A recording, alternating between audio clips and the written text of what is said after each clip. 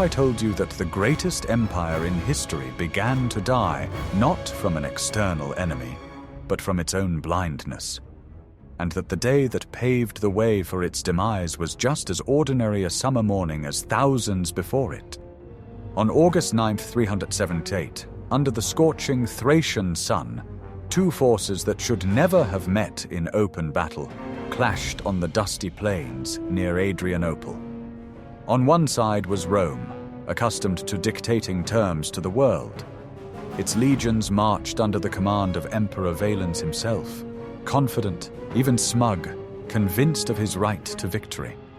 Watch the video to the end, and you will learn how one overconfident decision by Emperor Valens, one mistaken belief in his own invincibility, led to the Roman army being surrounded, destroyed, and left on the field in such silence that all of Europe heard it. And why Adrianople was not just a disaster, but a turning point after which Rome was never the same again. I will reveal to you a secret that historians often overlook. The catastrophe of 378 did not begin on the battlefield, yet 2 years earlier, with a humanitarian mission that went completely off plan. In the second half of the 4th century, the Roman world, which seemed unshakable, faced a threat that came from the depths of Asia. This spectre was the Huns, a fierce nomadic force that swept away everything in its path, building new cities, nothing but nations. Their tactics of warfare still behind it. It did not fight but swooped down on the storm, shouting their echoes of bone-tipped arrows. The Gothic tribes who had lived north of the Danube for centuries were defenseless against this relentless force. The Huns descended on their lands, destroying their way of life. An entire people consisting of the Tribans and Brevinga tribes was forced to flee. And in the ancient world, the Danube River.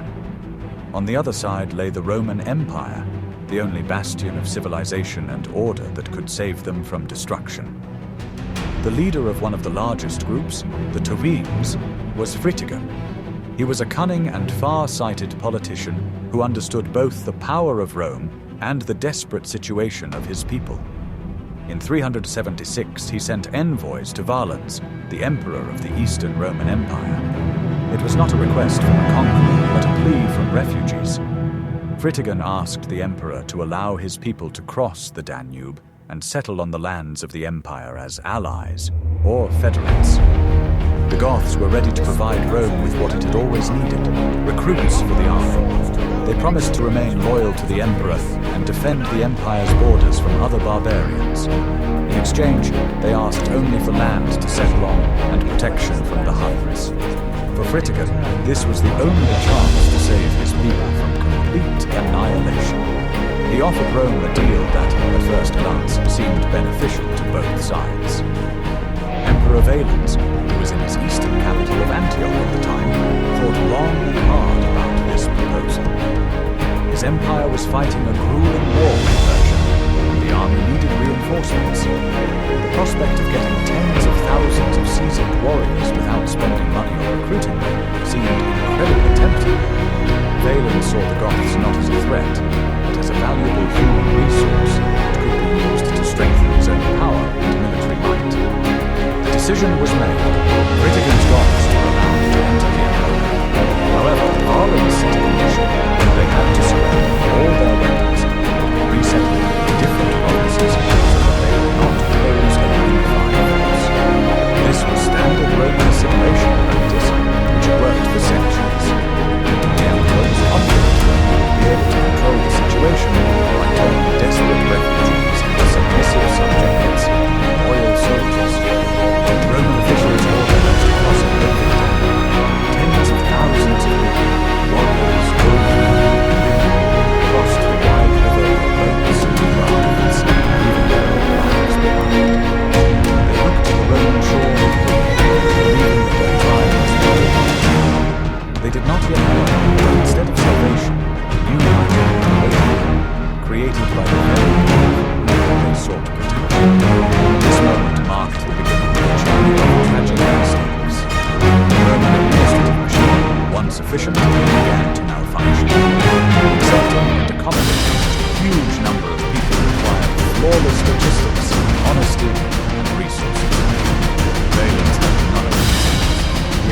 the operations of its local officials in Thrace.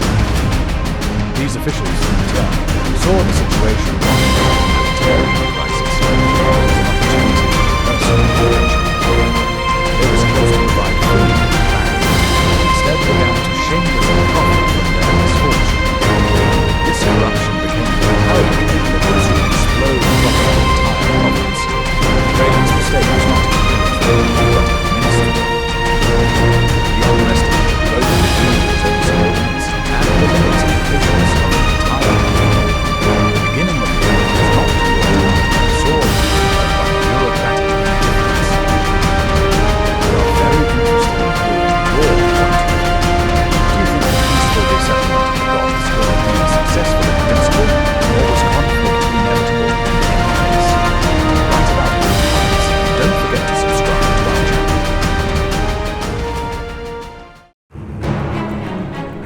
Are you ready to learn the truth about how two Roman officials turned potential allies into mortal enemies? After crossing the river, the Goths were placed in temporary camps along the southern bank of the Danube, under the strict supervision of Roman troops.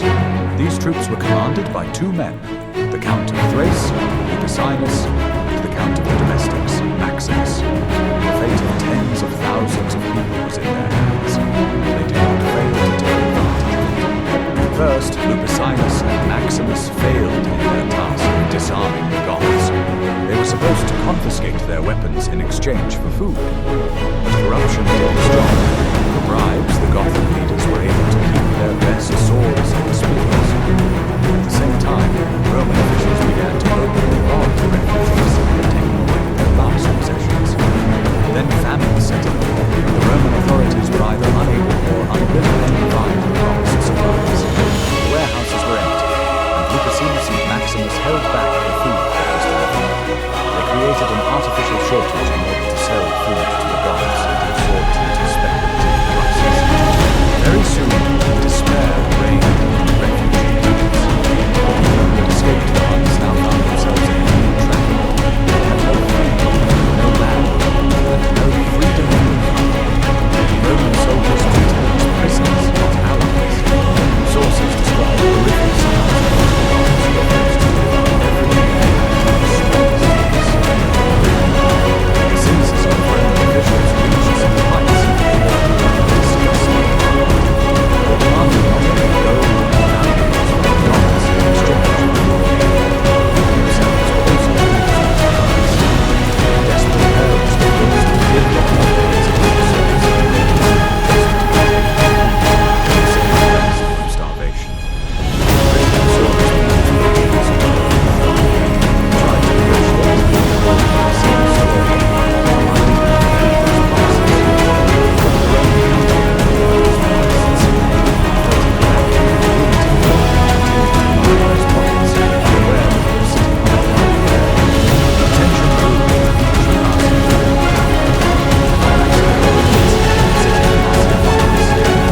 passing day. Climax of the Romans, sitting in massive pockets. Lupicinus still trying to maintain this was a standard Roman conception, demonstrating hospitality.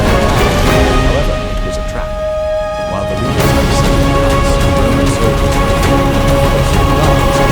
were outside the walls. However, the Gothic warriors were no pushovers. They put up fierce resistance. The noise of the battle reached the banquet hall. Fritigern realized that he had been betrayed. He and his comrades, drawing their hidden weapons, fought their way out of the palace and managed to escape from the city, reuniting with their people. Lupicinus' betrayal was the last straw. The Goths' patience had run out.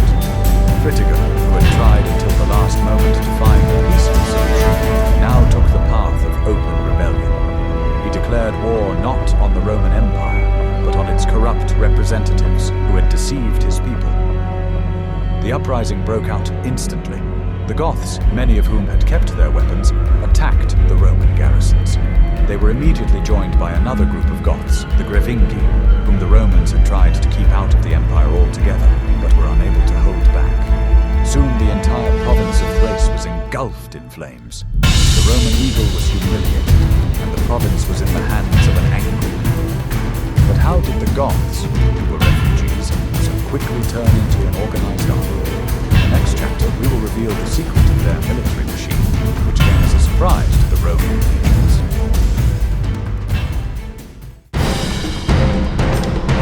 What I am about to show you is something the Romans had never seen on such a scale before.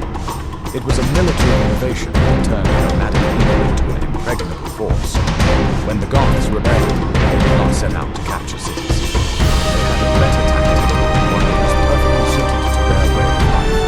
That tactic was the wagon, a mobile fortress made of carts. The term wagon literally means wagon. It was not just a collection of carts, but a complex and well-thought-out defensive system. The entire population, warriors, their families, all their possessions, moved around on thousands of heavy carts. In case of danger, these carts were instantly erected in a huge circle or square, linked together with chains and wheeled to wheel. For the Roman army, accustomed to dealing with either cities that could be besieged or armies in open fields, the wagon fort became a headache. It was a fortress that poured out of nowhere, could disappear overnight, and could not be stormed without enormous losses, as the carts formed a high and stern wall. Behind this wall, the Gothic warriors were fighting ideal tactics. They protected the Roman arrows and javelins, while showering attacks with projectiles. There were narrow passages between the carts, which became deadly traps wherever they tried to break through. But the Wagenburg was not just a defensive structure. It was a command center, a supply depot, and most importantly, a home. Inside this zone were not only soldiers, but also their loved ones. This gave the Goths incredible motivation. They were not just fighting for victory, they were fighting for their families, who were right behind them. This tactic gave Fritigern a huge strategic advantage. He was not tied to any one point on the map. His army was completely mobile. He could choose where and when to engage in battle, and when to simply break camp and escape pursuit. The Roman legions, burdened with heavy baggage trains, simply could not keep up with him. For almost 2 years, from 376 to 378, the Goths moved around Thrace, using the wagon fort as their base. They raided Roman villas and small settlements, obtaining food and weapons. The Roman commanders sent against them by Valens proved powerless. They could pursue the Goths, but they could not force them into a decisive battle. The Romans, with their highly developed siege technology, could not use it against the wagon fort. Battering rams and siege towers were useless against a mobile camp that could simply move to a new location. And attacking this fortress of carts head-on was tantamount to suicide, as several unsuccessful skirmishes proved. Moreover, the Wagenburg served as a psychological weapon. It was a constant, moving reproach to Roman authority. A huge mobile camp full of hostile warriors roamed the empire with impunity, demonstrating the powerlessness of the legions to all. This undermined the authority and inspired other discontent. It was this Wagenburg that had become the focal point of the upcoming battle between the Emperor. Fritigern used it as an anchor and a solid foothold against initial waves of Roman attacks. The Romans fatally progressed their interests far down considering the capability. This mobile fortress became a huge survival of the Goths, and a tactical advantage for the Romans could not be figured out. To find such tactical tricks fascinating, like this video. What if everything you were taught about Roman emperors is incomplete? Emperor Valens was neither a fool nor a tyrant, but one of his flaws proved fatal to the empire. It was a combustible mixture of self-doubt and arrogance. When news of the Gothic uprising and Maecenas' disgrace reached him in Antioch, he was furious. It was a personal challenge to his authority. Valens was the younger brother of Emperor Valens. The rest, all his life, he had been overshadowed by his more successful and charismatic brother. Valentinian was a great soldier, while Valens was more of a philosopher. Now that his brother had died, Valens desperately wanted a great victory of his own to assert his authority.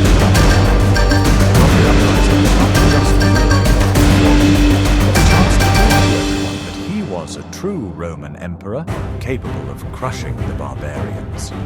He interrupted the protracted war with Persia by concluding a hasty peace and gathered the entire field army of the Eastern Empire. These were the best legions, a battle-hardened veteran guard. He personally led this army to Thrace. Meanwhile, his young nephew, Emperor Gratian, ruled in the west. Unlike his uncle, Gratian had already made a name for himself. He had just won a brilliant victory over the Germanic tribe of the Alemanni in Gaul. Upon learning of Valens' problems, Gratian immediately gathered his victorious legions and marched east to help his uncle. This was the key moment. Valens was faced with a choice: wait for Gratian's reinforcements, guaranteed victory, and share the glory with his nephew, or attack immediately and claim all the glory for himself. For his insecure and eager, his choice was agonizing. Gratian's success, not one of the young men to outshine him again. While Valens hesitated in his capital, his advisors were divided. There were experienced commanders, such as Sebastian, who called for caution. They advised waiting for Gratian and not risking the entire army. They proposed waging a war of attrition, blocking the Goths in their camp and starving them out. But there were other voices, court flatterers who assured the emperor of an easy victory. They said that the Goths were just a crowd of savages who would scatter at the first sight of the imperial. They whispered to Valens that it would be a disgrace to share such easy prey. The final straw was the Roman intelligence. The scouts had made a big mistake in assessing the enemy's numbers. They reported to Valens that Fritigern had only about 10,000 soldiers. In reality, there were several times more. This misinformation strengthened Valens' decision. Confident in his numerical quality and superiority, Valens made a hasty decision. Not to wait for Premature. For himself, he to battle, naming the Gothic threat with one word. He was trying personal victory, forever ascribed his name to the loss. Did indeed write his name to the but not at all as he hoped. The decision was made. On August 9th, 378, the Roman army received orders to prepare for battle. What price would the Empire pay for this haste and the arrogance of one man? In the next chapter, you will learn how the Roman army, the pride of the Eastern Empire, marched toward its doom.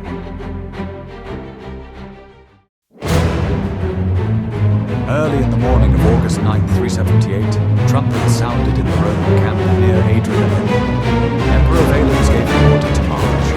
The soldiers, awakened by the dawn, began to gather hastily, leaving their camp and heavy baggage behind. They did not receive a full breakfast, did not have time to refill their water flasks, as the order required immediate departure.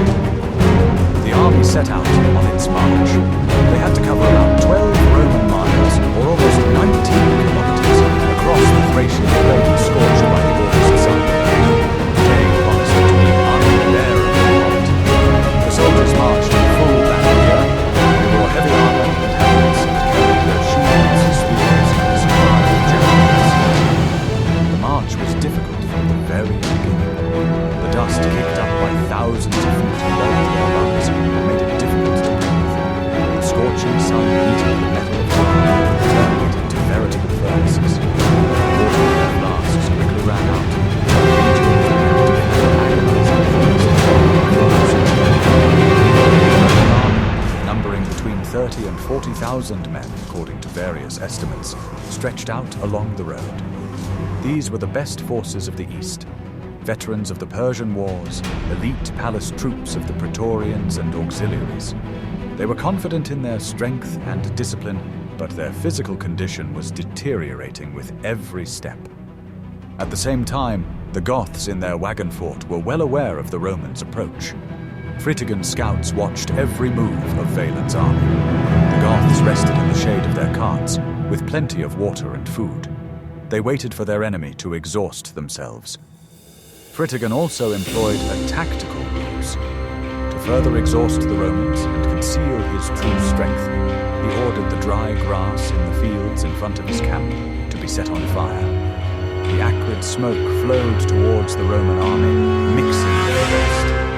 It stung the eyes and made breathing difficult, turning a grueling march into a real ordeal. Only after midday, having spent more than 7 hours on the road under the scorching sun, did the vanguard of the Roman army finally see their destination. On a gentle hill stood a huge circular camp of wagons, a wagonburg. The Roman soldiers, exhausted by thirst, hunger, and heat, stopped to catch their breath and form a battle line. The commanders tried to bring order to the stretched-out columns. The cavalry was moved to the flanks, and the heavy infantry was grouped into dense centuries in the center. But the army was already in poor condition. The soldiers were physically and morally exhausted even before the battle began. They looked at the enemy camp, and their confidence began to waver. Valens, who had arrived with the main forces, saw the fatigue of his troops. Perhaps at that moment he regretted his decision not to let these men rest. It was too late to retreat. That would have been an admission of defeat. He ordered the army to turn around for an immediate assault. The Roman line formed opposite the wagon fort. The left flank of the cavalry was almost ready to attack, while the right flank was still pulling up and trying to take up its positions. Discipline was maintained, but it was at its limit. The legionaries stood in the open sun, drenched in sweat and dreaming of a sip of water. It was at this moment of tactical chaos and physical exhaustion that Fritigern decided to strike his next blow. He did not wait for the Romans to attack. Instead, he used the weapon he had, weapons. Time. He decided to wait a little longer to allow the soldiers to complete exhaustion. Want to know the secret that changed the course of the battle before it even began? Fritigern was not only a warrior, but also an unrivaled master of psychological warfare. Seeing that the Roman army was lining up for an attack, he realized he had a serious problem. His best striking force, the heavy cavalry of the Grevthrones under the command of Alateus and Safrak, had not yet returned from foraging. Fritigern could not start the battle without his cavalry. He needed to buy time at any cost. And he made a brilliant move. He began negotiations. Gothic envoys came out of the wagon fort with olive branches. They went to Emperor Valens with an offer of peace. Valens, despite his determination, was puzzled. Perhaps the Goths were frightened by the sight of his army. He agreed to listen to the envoys. Fritigern stole for time as best he could. He pretended to seek peace and asked for noble Roman hostages to be sent for negotiations to guarantee a safe haven. The Romans fell into distress. They began to discuss when to send. Time passed. The Roman army stood in full battle under the scorching sun. The heat was at its peak. The soldiers who had not eaten since morning were suffering from thirst and thirst. Their armor was red hot. Their patience was running out. Meanwhile, Fritigern was not only stalling for time, but also preparing the battle. While negotiations were underway, the Goths inside the wagon fortress let out a deafening battle cry, banged on their shields, and shouted threats. This psychological pressure, combined with heat and fatigue, had a depressing effect on the Romans. They were forced to stand and listen to it, unable to respond. The negotiations dragged on. The Romans sent one dignitary, but Fritigern rejected him, stating that he could only speak with the highest-ranking officials. It was a blatant mockery, but Valens continued to play along. Every hour that his army spent idle in the scorching sun worked the Goths. Fritigern's tactic was brilliant. He was wearing down the enemy without firing a single shot. He exploited Valens' main weakness, his indecisiveness, which had now replaced his military arrogance. The Emperor neither ordered or therefore break up his negotiations, nor retreat, which would have attacked him. The Roman soldiers, especially the left flank, which was fully deployed and closest to the wagon fort, were beginning to lose patience. They could see the enemy taunting them, and Valens, discipline, the foundation of the Roman army, was a matter of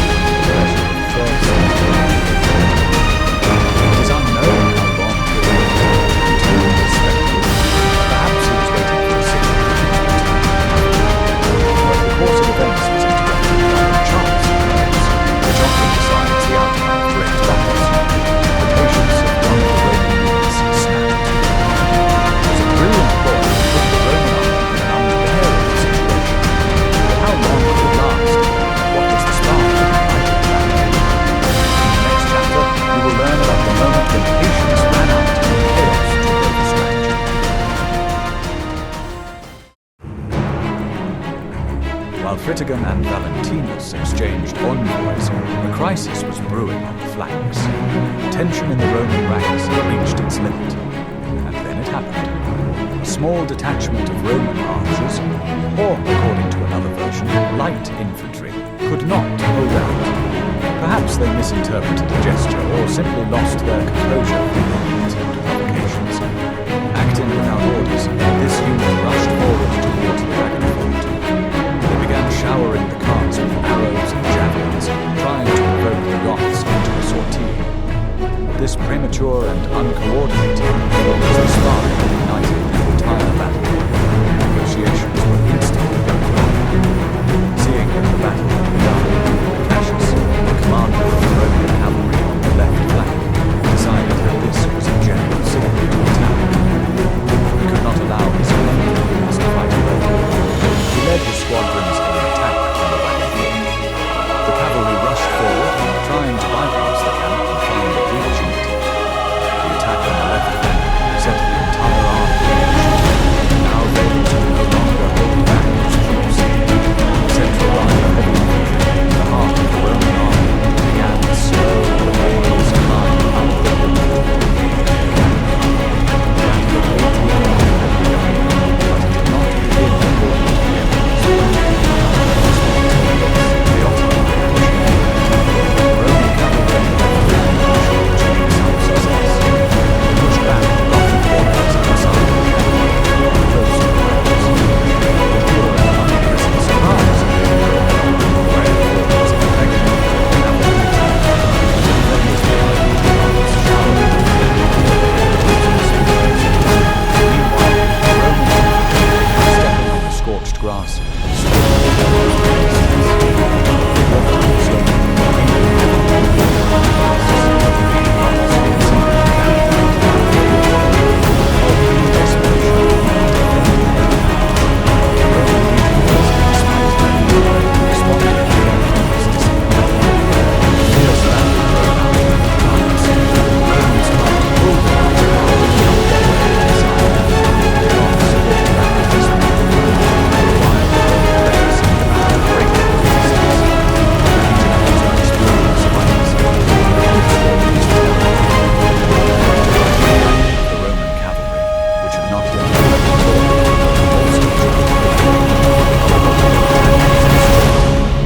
unable to coordinate their actions with the infantry. The entire Roman army was drawn into a heavy frontal assault on a fortified position, which was conducted under the most unfavorable conditions. Valens and his staff lost control of the battle the moment it began. There was no unified plan, no reserves. The entire army was thrown into battle at once. This was exactly what Fritigern could not have hoped for. The Romans exhausted themselves and were now bogged down in a futile assault on its fortress. It was at this critical moment, when the entire Roman army was tied up in battle, its flanks exposed and its soldiers completely exhausted, that a huge cloud of dust appeared on the horizon. Fritigern had waited. His main force was returning. The battle was entering its decisive and most terrible phase. The Roman army was completely absorbed in the assault on the wagon fort. A new force descended on the battlefield. It was the Gothic heavy cavalry of the Royals under the command of Alatius and Safrak. They were returning from foraging, and seeing that their camp was under attack, immediately rushed into battle. They struck at the full cannon, like lightning, at the most vulnerable part of the Roman army, the right flank. The Roman cavalry on the right flank, disorganized and exhausted, could not expect such a blow. The heavily armored Gothic horsemen, fresh and fierce, literally crushed them. Ammianus Marcellinus, the chief historian of this battle, described this attack as a thunderbolt falling from the high mountains. The Roman cavalry was overturned and fled the battlefield in panic. They did not even attempt to regroup. This retreat marked the complete end for Valens' entire army.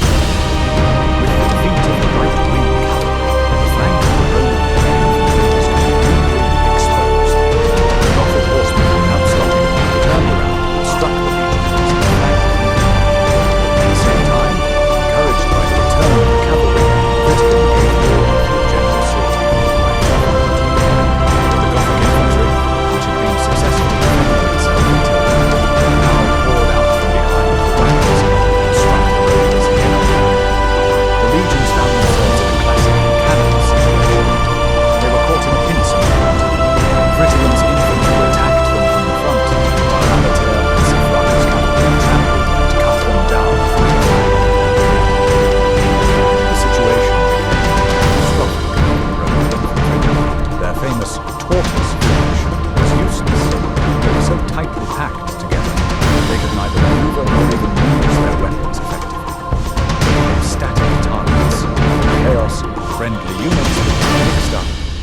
command was completely lost. The heat, thirst, and fatigue now multiplied the effect of the Gothic attack. Soldiers who could barely stand could not resist their fresh and fierce opponents. The long spears of the Gothic horsemen easily reached the legionaries, while the short Roman gladius swords were useless in such a crush. The Roman left flank, which had initially advanced the furthest, was now cut off from the main forces. Seeing the defeat of the right flank and the flight of the cavalry, the soldiers realized that the battle was lost.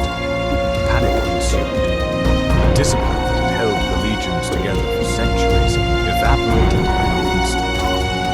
The soldiers threw down their heavy shields and tried to flee, but there was nowhere to run. The Gothic cavalry methodically surrounded the scattered groups of Romans, preventing them from escaping. The battlefield turned into a huge hole in which the best army of the Eastern Roman Empire was crushed. It was a complete and utter defeat. The Goths' victory was not just tactical, it was crushing. They did not simply defeat the Romans, they destroyed them. The Roman military doctrine, based on the superiority of military victory, suffered a complete collapse in the face of their heavy cavalry. The outcome of this battle was a foregone conclusion. What had once begun as an organized and strategically planned battle turned into the complete and merciless annihilation of the Roman army. The soldiers caught in a deadly circle had absolutely no chance of survival. The dense mass of heavily armed men, unable to retreat or defend themselves effectively, became an easy target for the enemy. Not just a defeat, but a catastrophe, the scale of which will long remain remembered as one of the most tragic pages in the history of Rome. The losses were not just great, but were catastrophic. Stories were studied and terrifying. That day, the Roman army lost up to 2/3 of its total strength. This meant the death of 20 to 30,000 elite soldiers, professionals, each of whom was not only an experienced fighter, but also part of a powerful military machine. Among the dead were not only ordinary legionaries, but also the highest command, which was at the heart of the battle. 35 tribunes, dozens of prefects and comites, including the renowned commander Sebastian, were left lying on the battlefield, as if symbolizing an irreparable loss.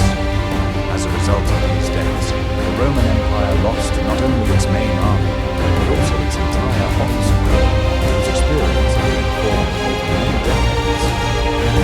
These losses were absolutely irreparable. It was impossible to make up for, which meant the virtual destruction of the strategic and tactical potential of the Eastern Roman Empire. After this battle, the Empire was on the brink of disaster.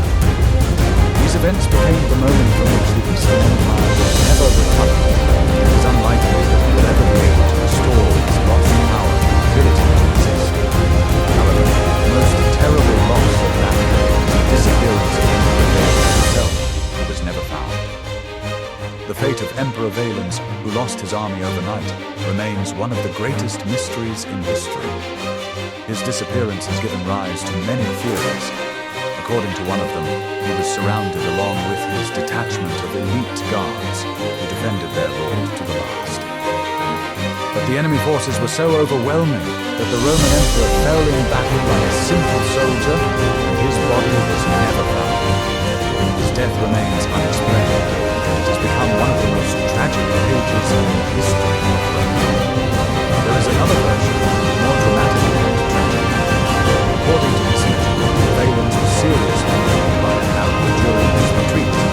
His loyal bodyguards, desperately trying to save the emperor, carried him to the nearest village estate or watchtower to bandage his wounds.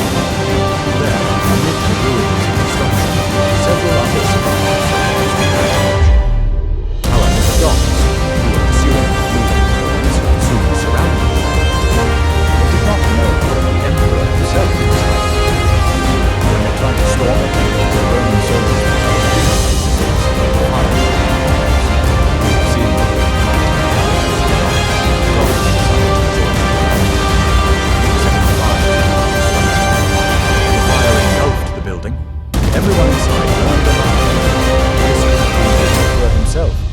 possibly several of his closest advisors. According to this version, Valens did not even receive a proper burial. His death in the fire became a symbol of how the entire army of the Eastern Roman Empire burned in flames, and how the mighty power of the empire disappeared overnight. This tragedy was the moment when the Eastern Roman Empire lost not only its army, but also its soul, its confidence, and its invincibility. When night fell, the battle was over. For many of those who survived, the night brought only the last painful memories of a terrible defeat. Only a few, including part of the defeated cavalry, managed to escape under cover of darkness and bring the terrible news. The remaining soldiers who failed to break through either died on the battlefield or were taken prisoner. The losses were so great that this defeat was considered a catastrophe comparable only to that which occurred at Cannae, when Hannibal crushed the Roman army 6 centuries earlier. But Adrianople turned out to be much worse.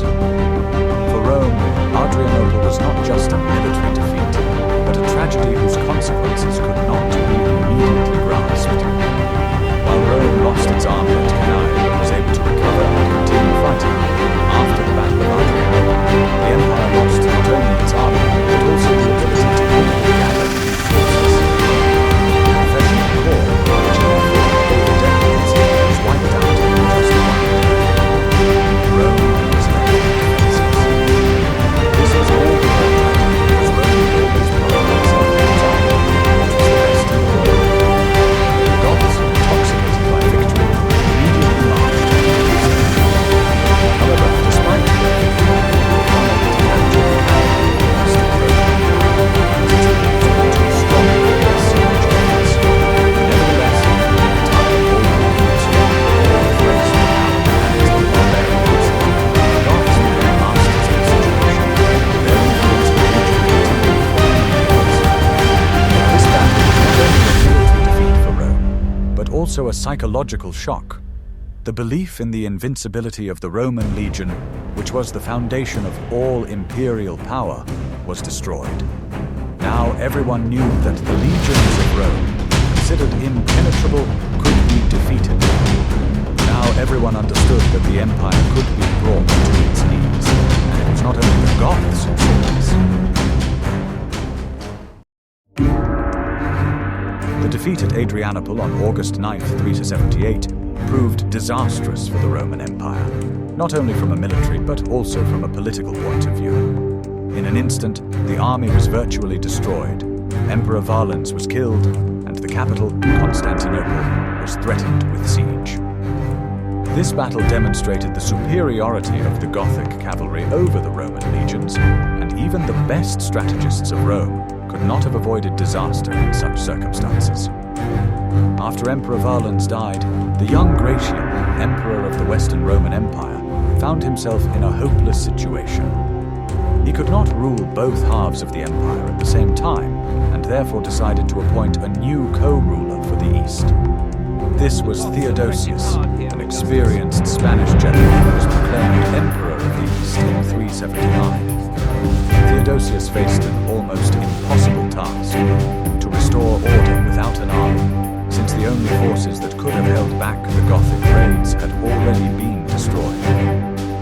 Theodosius made a decision that forever changed the fate of Rome and its relations with the barbarians. In 382, he concluded a peace treaty with the Goths, in which the Goths became federates, allies of Rome. This step was historic, as barbarians had never been granted such status before. Theodosius allowed the Goths to settle in the empire, the province of Moesia, and to preserve their traditions, leaders, and most importantly, their weapons. They became a virtually independent army that served Rome, but was not part of the Roman army. Thus, the empire began to buy off the barbarians, granting them land and rights to avoid further conflict. This peace treaty was a fateful step that allowed the barbarians not only to remain within the empire, but also to strengthen their position within its borders. This moment became a turning point in the history of Rome. Instead of assimilating the barbarian peoples, Rome was now forced to accept their presence, their becoming part of the Roman system. This set a precedent that would later play a key role in weakening the Empire, turning Rome into an unstable state in which the barbarians were no longer foreign elements, but full-fledged participants.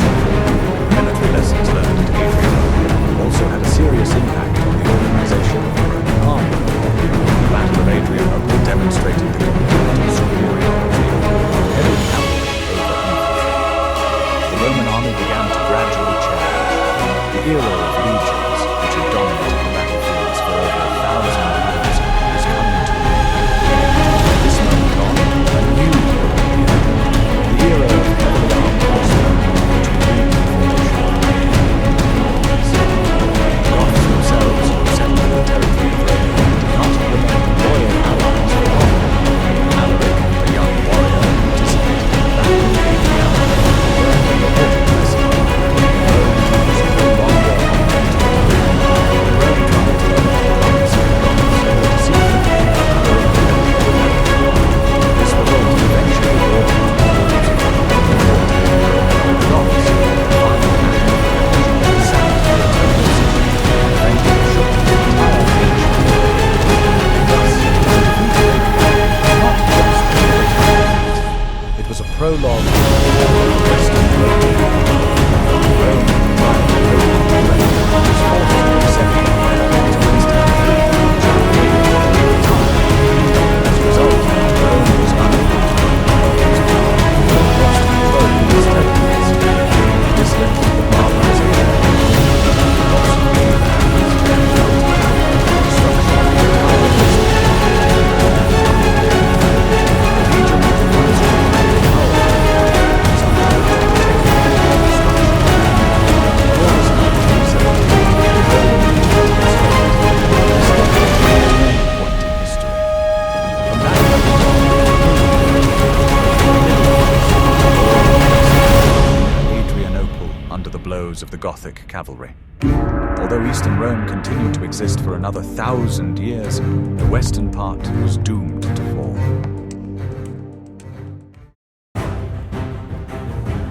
The Battle of Adrianople was not the end of Rome, but it was a point of no return, the beginning of the end of its western half.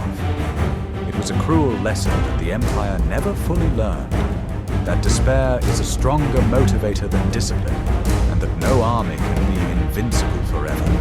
This battle showed that the future belonged not to heavy infantry, but to a new, swift force, heavy cavalry. History is full of such turning points that have shaped our present. What other great battles or tactical decisions do you think deserve separate analysis? Suggest topics for future videos that you would like to see on our channel in the comments. Don't forget to subscribe so you don't miss our next episode.